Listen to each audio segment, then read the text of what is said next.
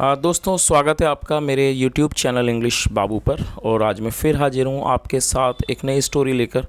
और दोस्तों, आज की जो स्टोरी है ये अकबर बीरबल की सीरीज़ से ली गई है। बहुत ही मज़ेदार कहानी है, बहुत ही इंटरेस्टिंग है, सुनकर आपको बहुत मज़ा आएगा। उसके अलावा इस स्टोरी के अंदर आपको बहुत सारे नए इंग्लिश के वर्ड मीनिंग सीखने को मिलेंगे, उनकी करेक्ट प्रोनाउंसिएशन के बारे में भी पता चलेगा।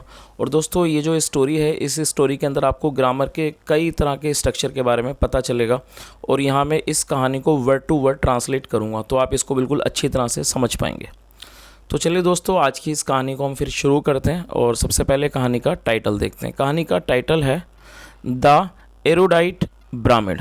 दोस्तों, एरोडाइट एक एडजेक्टिव है जिसका मतलब होता है विद्वान, विद्वान ब्राह्मण। तो दोस्तों, ये आज की कहानी का टाइटल है, शीर्षक है। और अब मैं इसे पढ़ना शुरू करता हूँ। आपसे रिक्वेस्ट है आप इसे बिल्कुल ध्यान से सुने ताकि आप इसे बिल्कुल अच्छी तरह से समझ सकें। तो चलिए इसको शुरू करते हैं।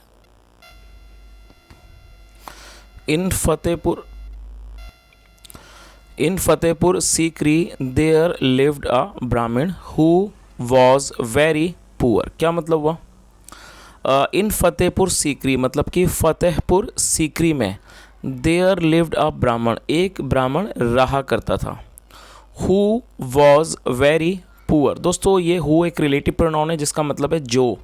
हु वॉज वेरी पुअर मतलब कि जो बहुत गरीब था। He used to beg to acquire his daily food. क्या मतलब हुआ? दोस्तों, ये यूज टू का प्रयोग जब किया जाता है जब हम किसी भी पास्ट के वाक्य में कोई भी आदत को या किसी भी कंसिस्टेंसी को दिखाना चाहते हैं। जहां हम ये शो करते हैं कि पास्ट में कोई भी व्यक्ति किसी काम को बराबर किया करता था, तो वहाँ पर यूज टू का प्रयोग किया जाता है। और यूज टू के बाद वर्ब की फर्स्ट फॉर्म का प्रयोग किया जाता है। और BEG बैग, बैग मतलब भीख मांगना, तो आप इस वर्ड को नोट कर सकते हैं। और एक्वायर का मतलब होता है अर्जित करना, हासिल करना। तो इस लाइन का क्या मतलब हुआ? ही यूज टू बैग, वह भीख मांगा करता था। टू एक्वायर अर्जित करने के लिए, हिज डेली फूड अपने रोज़ के खाने को। तो इस पूरी लाइन का क्या मतलब हुआ कि वो अपने रोज़ के खाने को हासिल करने के लिए, अर्जित करने के लिए भीख मांगा करता था। चलिए आगे देखिए। ही वॉज नॉट मच एजुकेटेड मतलब वह ज़्यादा पढ़ा लिखा नहीं था। मच एजुकेटेड मतलब he was not much educated, वह ज़्यादा पढ़ा लिखा नहीं था।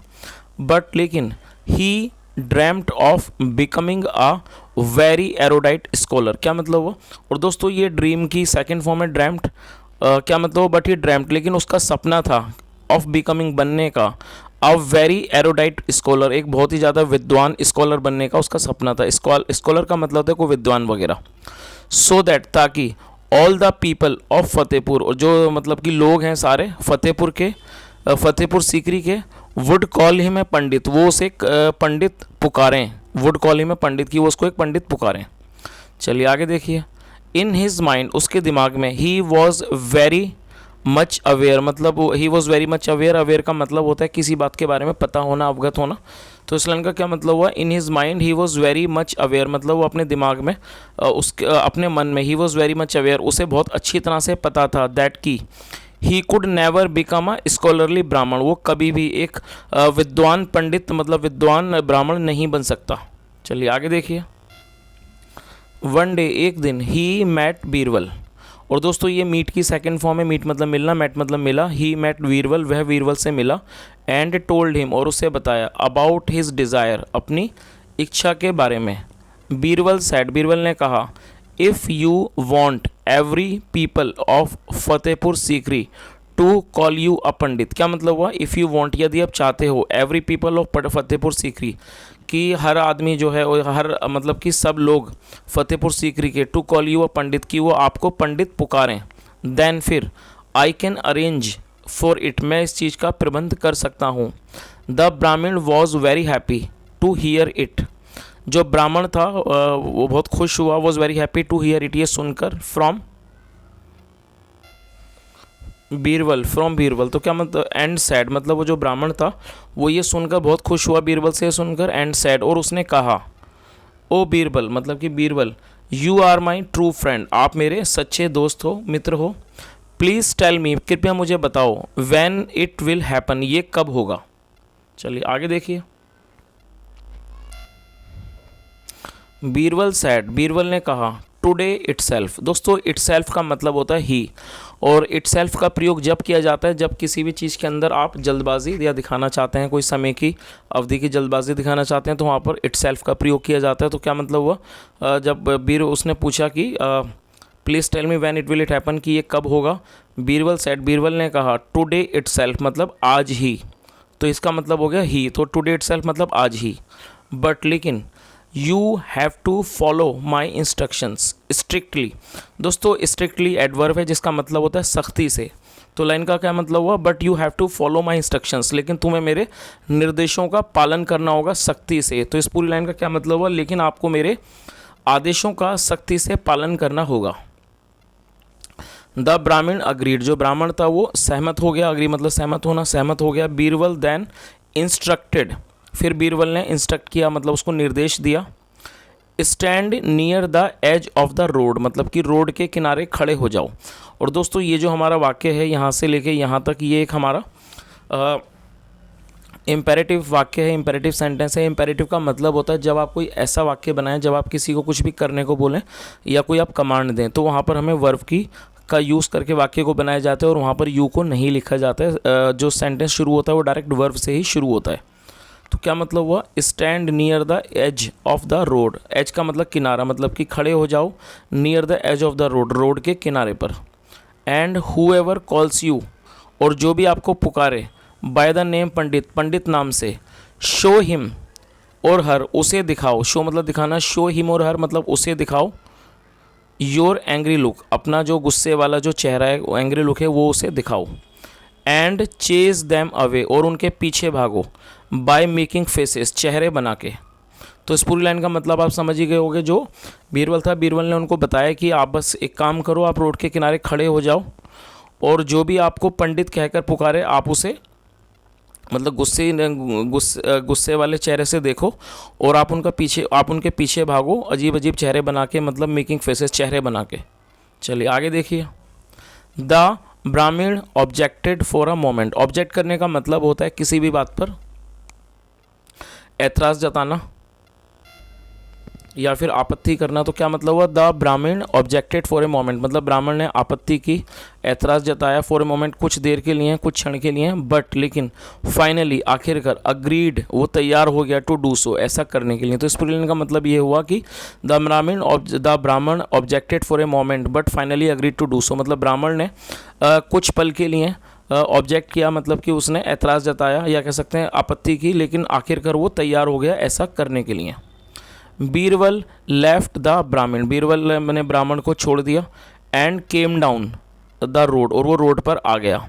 And concealed himself behind a tree, conceal का मतलब होता है छुपा लेना, और उसने खुद को छुपा लिया। Concealed himself behind a tree मतलब खुद को उसने एक पेड़ के पीछे छुपा लिया।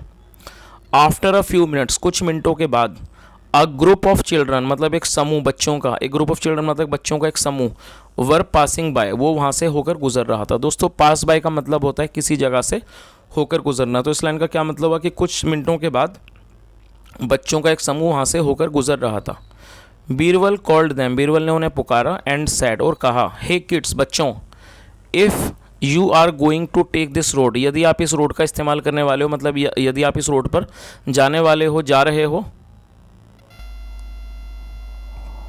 देन फिर बी वेरी केयरफुल मतलब बहुत ज़्यादा केयरफुल रहना, होशियार रहना। देयर इज़ अ ब्राह्मण स्टैंडिंग नियर दैट रोड, मतलब देयर इज़ ए ब्राह्मण स्टैंडिंग नियर दैट रोड, उस रोड पर एक ब्राह्मण खड़ा हुआ है। देयर इज़ ए ब्राह्मण स्टैंडिंग नियर दैट रोड मतलब उस रोड के पास एक ब्राह्मण खड़ा हुआ है। ही गेट्स वेरी एंग्री, वो बहुत गुस्सा हो जाता है, मतलब क्रोधित हो जाता है। And you will start chasing, and will start chasing you, और वो आपका पीछा करने लगेगा। इफ़ यू कॉल हिम पंडित, यदि आप उसको पंडित पुकारोगे। चलिए आगे देखिए। डोंट यूज़ दैट नेम मतलब इस नाम का इस्तेमाल मत करना। आई एड्रेस्ड हिम एज पंडित मतलब मैंने उसको पंडित कहकर संबोधित किया। एड्रेस का मतलब होता है संबोधित करना। तो क्या मतलब हुआ, I addressed him as pandit मतलब मैंने उसको पंडित कहकर संबोधित किया। And he chased me away और वो मेरे पीछे भागा। चलिए आगे देखिए। I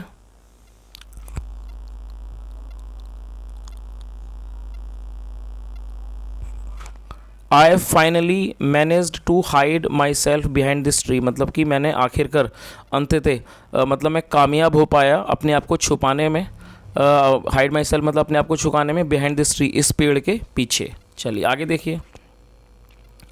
the children were very curious.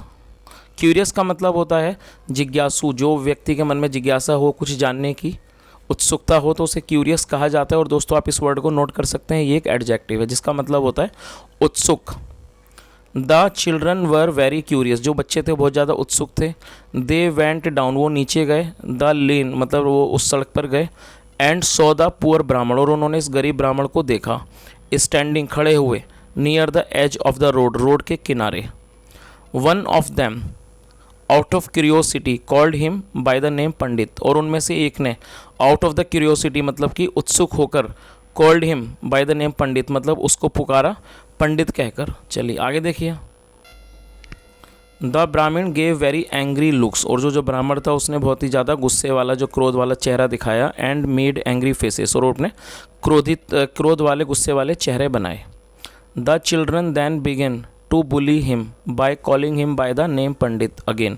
उसके बाद जो बच्चे थे और देन बिगेन, उन्होंने शुरू कर दिया था बुली हिम उसको तंग करना, बाय कॉलिंग हिम उसको बुलाकर, बाय द नेम पंडित मतलब उसको पंडित नाम से पुकार कर उसको उन्होंने तंग करना शुरू कर दिया। बुली का मतलब होता है किसी को तंग करना, BULLY। आगे देखिए। अगेन एंड अगेन मतलब बार बार उन्होंने उसको पंडित कहकर चिढ़ाना शुरू कर दिया, उसको तंग करना शुरू कर दिया। सून जल्दी ही। दिस बिकेम नॉन मतलब ये बात जो थी वो नॉन हो गई, मतलब कि सबको पता चल गई। This became known to all the people, सभी लोगों को इस बारे में पता चल गया। ऑफ द सिटी, जो शहर के थे। एज जैसे कि the Brahmin was passing through the roads, जो ब्राह्मण था वो रोड से होकर गुजर रहा था। ऑफ द मार्केट, बाजार के, मार्केट प्लेस। ऑलमोस्ट एवरीबडी मतलब लगभग हर कोई। सरकास्टिकली कॉल्ड हिम पंडित मतलब वो उसको मजाकिया तौर पर पंडित बुलाने लगा। The Brahmin was very happy, जो ब्राह्मण था बहुत ज़्यादा खुश था। ही थैंक्ड बीरबल, उसने बीरबल को धन्यवाद दिया। For fulfilling his small dream, उसके एक छोटे से सपने को पूरा करने का।